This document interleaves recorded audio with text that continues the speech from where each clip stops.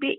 Yes. So, we sent her to Mount View and again had phenomenal support staff up there, and it worked really well. And, we had a great 3 years there. And then we hit the high school, and again, we had those discussions of, let's look at these, sub-separate classrooms and programs. Yep. So we had kind of a modified version of, some general ed classes, some special ed classes, but I think the biggest thing that was missing was the connection to the peers because, by ninth grade, the typical kids are, just leaps and bounds away from where Meg was. And there just wasn't a cohort of kids that had a similar profile as she did. So, the poor kid was eating lunch by herself a lot of days and she's a social kid. So it wasn't the right placement. So, absolutely. Yeah. So now she's at a different placement and absolutely thriving because the right placement can just make all the difference in the world.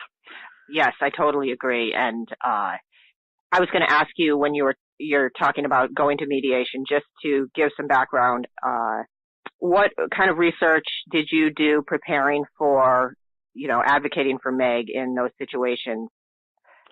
So as an engineer by trade, I love data. I love looking at numbers. I love graphing things. So that was one of the most important things, that was in our toolbox to use at the time is, we were looking at Megan's reading data and benchmarks. And this was data that the district gave us. I didn't, at that point, do a lot of outside testing. And I just used the district's data. Every quarter, they'd tell me what her benchmarks were for Ames Web and Dibbles and DRAs and things like that. And I put them in an Excel spreadsheet and I graphed them and I started seeing like, okay, there was some growth initially, but now for several quarters, it's been stagnant. And I brought those graphs to the mediation and the mediator looked at them and she said like, all right, I don't understand all of this testing and everything, but I know a flat line is no progress. Yeah. And you had the was data. Just so evident. Yeah, there was that data. And I think that's so important for parents to have data and either use the school's data. And if they don't give it to you, you need to ask for it. There should be data in all the progress reports that we get. A good IEP goal is going to say, the kid will do X task, 80% of the time. Well, every quarter they should be telling you where they are. And not just, Johnny's making progress. It should be, okay, this quarter, the goal is 80%. This quarter he's at 50. Next quarter he's at 60. Next quarter he's at 70. And if you don't get that data, you need to ask for it because data is what you need to use to make all decisions, but both from the school side as well as the parent side. The school should not be coming to you saying, oh, he doesn't need 4 times 30 of speech. He only needs 2 times 30 of speech. Well, where's the data that says that? Right. And likewise, the parents shouldn't be going to the school saying, oh, this placement isn't working just because I don't feel it is. No, you need the data to prove it. So both sides really need to use data, and that's something that I know a lot of parents aren't aware of. And the way you explain it, how you use the data that was already there is really helpful and something that I'm going to take away from this going forward. I don't think a lot of parents, I think it's an intimidating term, use the data or whatever. Well, where do we get the data? How do we put this together? But what you just said was, really a beautiful simplification. I'm sure a lot of work went into it, but taking the IEPs and what they give you and making sure that if you get an IEP progress report and there isn't data or there isn't those kinds of updates asking for it, that's great information. Yeah. So, and I think the other thing that's important too is use some of the bigger data too, your 3-year revals, or if you do outside testing from a neurosite, which I think is critical. Crucial. But using, okay, you get those reports and those reports are always so hard to read because it says in black and white all of the deficits that your child has. And I mean, I've been in tears reading them because, it makes your child look so awful. Yeah. Oh, I'm telling you, Stacey, I used to see those, and I think I went through a phase where I'd put them in the recycle bin, and then I'd go get them out. Like, I can't look at this right now. Yeah, they're so hard to read, but looking at that data, because a lot of times they do the same test, year after year or every 3 years, and looking at, okay, what's going on with that test? Okay, the child, 1 year, was 6 months behind, which, that's not too bad. But then when you do the same test 3 years later and the child has only made 6 months worth of progress in 3 years, that's a problem. Yes. Oh man. Yeah. Big time. Yeah. And I think, parents, again, to play both sides, parents don't know, how to compile it, and the school doesn't know that the parents are completely overwhelmed by looking at these reports.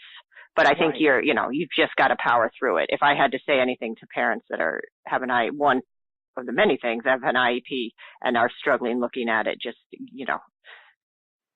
there's a higher purpose. To get that data and to track it, especially if your child's having any issues. Right. Yeah.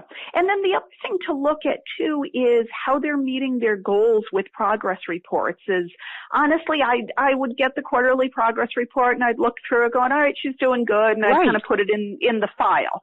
But the last couple of years, I really started looking at, okay, is she making growth? Because at IEP meetings, yes, there's a little recap of, okay, the child did well in these areas. Let's make new goals.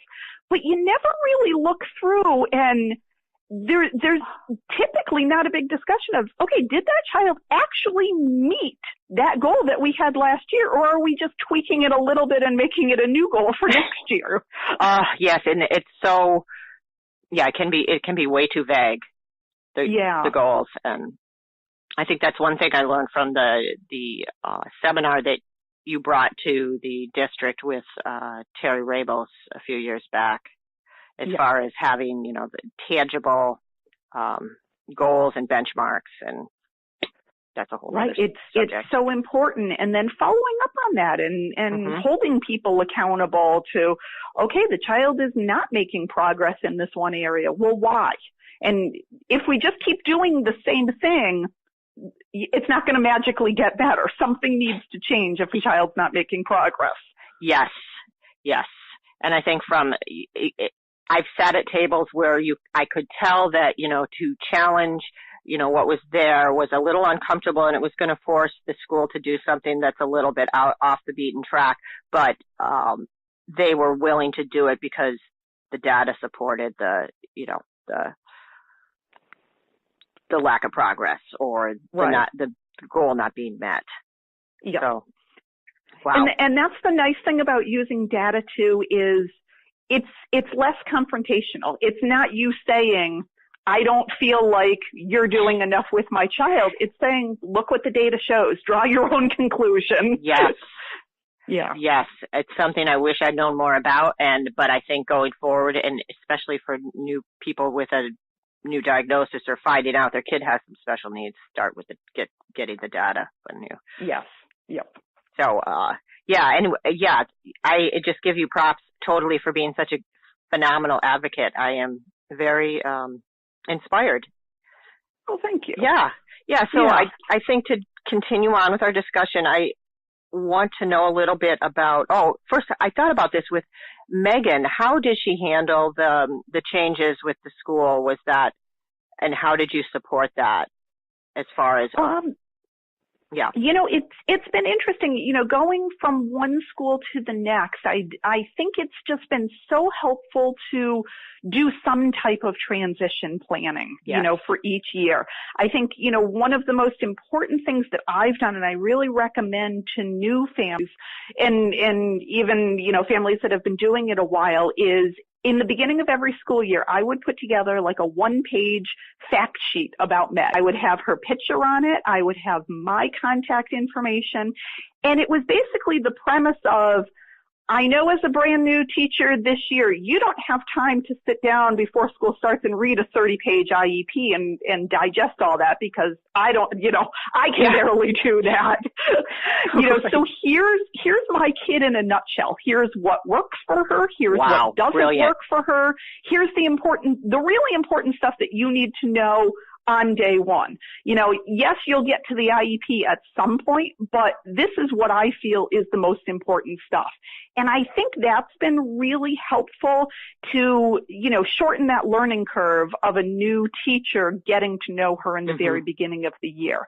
And then the other thing that we've tried to do from our end is, like when she was going up to Mount View, when she was going up to the high school, we spent a lot of time just walking the halls and getting her familiar up there and getting her comfortable. We used to do that at Davis Hill even, every single year. Okay, let's go find your classroom. Let's see if you can find the cafeteria and get back. Let's make sure you know where the bathroom is. The important things like that is just walking the halls is so beneficial. And usually when we've been there, we run into other teachers there. And then that's been really helpful just to make that connection, and they can welcome her in. But just physically being there and spending time there has really helped transitions all along the way that we've had. I imagine, yes. And I agree. I did do that quite a bit with the kids at certain points. I think definitely more with Jack, but we spent a lot of time visiting. Yeah. The next step, just to ease the anxiety, and so he could play out the routine of the day and get himself mentally prepared. And so, I think that's an absolutely essential suggestion. Yeah. And I think, for other kids that have different needs and different challenges and different strengths, you can do more verbal conversation. When my typical daughter was going up to the middle school, like any middle schooler, she was very nervous and didn't know what to expect. And with her, we could talk through a lot of those things. Whereas Megan, that wouldn't have been helpful. She needed to see it. She needed to walk it. Experiential component. Yes, absolutely. Right. Yeah. Yep. Yeah. So tell me a little bit about, let's talk about your time on the school committee. So tell me a little bit about that, what made you decide to do that, and getting on there, and then. So it was very easy to get on. I had a good friend at the time who was on there and kind of talked me into it. It was a last minute decision in our town. Basically, you have to go and get nomination papers and get 50 signatures on there. So literally it was the last weekend before they were due. I got my papers and I ran around like a lunatic at Big Y and the library and other places where people congregate. And basically at that time, there was no one running for school committee for that particular seat. So I had no competition. I didn't have to campaign or go door to door or do any debates or anything like that, which made it very, very easy. Right. Yeah. And then honestly, so I got on school committee and then ran again 2 other times, and I was very fortunate. Every time I ran, there was no competition, which, yes, it was easy, and yes, I enjoyed it at the time. But in hindsight, I kind of wish there was. I wish there were more people that were interested and, in wanting to be involved and make the time commitment to be involved. So yes, I was glad I didn't have competition, but, I wish more people were involved. Absolutely. I think it's intimidating, and I had no idea it was so easy.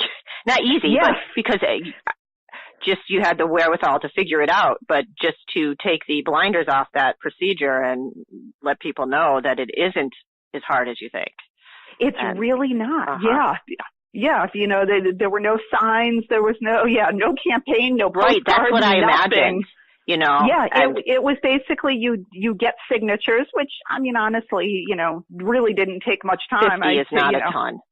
No, it's not a ton. And then, in subsequent years when I had re-election, I just bring them to PTA meetings or, orientation at school, different things like that. And it was no problem at all. And then getting on the committee, one of the challenges with our committee is it is so big because we are a 5-town district. Each district or each town needs representation based on their population. So we end up with 22 people on our school committee, which is one of the largest ones in the state. Really? And yes, yeah. I did not know that. 22. Yeah, when I've gone to different, state functions and things, people are just shocked how big our committee is. So, the meeting